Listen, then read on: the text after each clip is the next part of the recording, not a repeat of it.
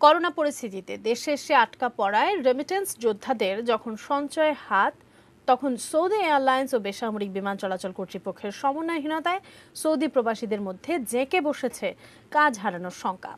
কারণ এ মাসেই শেষ হচ্ছে ভিসার মেয়াদ। কিন্তু কিভাবে সৌদি আরবে ফিরবেন প্রবাসীরা, হচ্ছে না এর সমাধান। সম্রাট আনোয়ারের রিপোর্ট।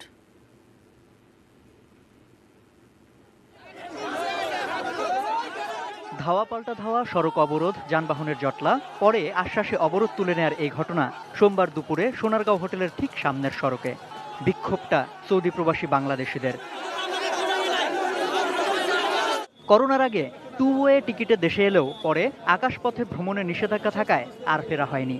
যদিও সৌদি সরকারের পক্ষ থেকে ভিসার মেয়াদ 3 দফা বৃদ্ধিতে আশায় বুক বেঁধেছিলেন প্রবাসীরা।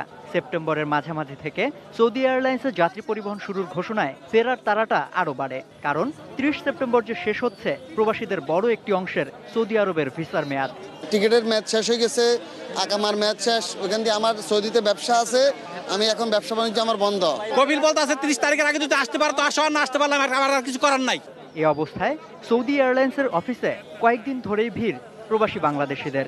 টিকিট কেটেছেন, তারা চান ফ্লাইটের নিশ্চয়তা।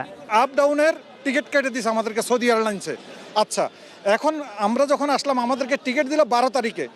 সৌদি এয়ারলাইন্সে 12 তারিখে আসার পর আমাদের তো 30 তারিখ মেয়াদই শেষ।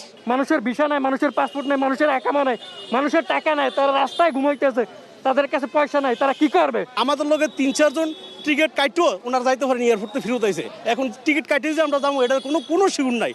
এ সপ্তাহে সৌদি এয়ারলাইন্সের 2টি ফ্লাইটের অনুমতি আছে, যেখানে যেতে পারবেন 520 জন প্রবাসী। তবে বাকিরা কিভাবে যাবেন তার কোনো সুরাহা হয়নি।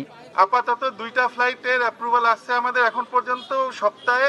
ওইটার উপর বেস করে আমাদের সবাই যদি করেন, আপনি 2টা ফ্লাইটের ক্যাপাসিটি তো এত নেই যে আস্তে আস্তে আমরা সবাইকে সিস্টেমেটিক্যালি করার চেষ্টা করবো ইনশাআল্লাহ।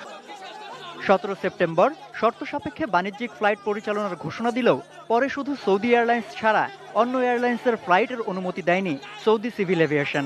পাল্টা প্রতিক্রিয়ায় বেসামরিক বিমান চলাচল কর্তৃপক্ষ বেবিচক ঢাকায় সৌদি এয়ারলাইন্সের ফ্লাইট বাতিলের সিদ্ধান্ত নেয়, যা কার্যকর হবে 1 অক্টোবর থেকে। সম্রাট আনোয়ার, এটিএন নিউজ, ঢাকা।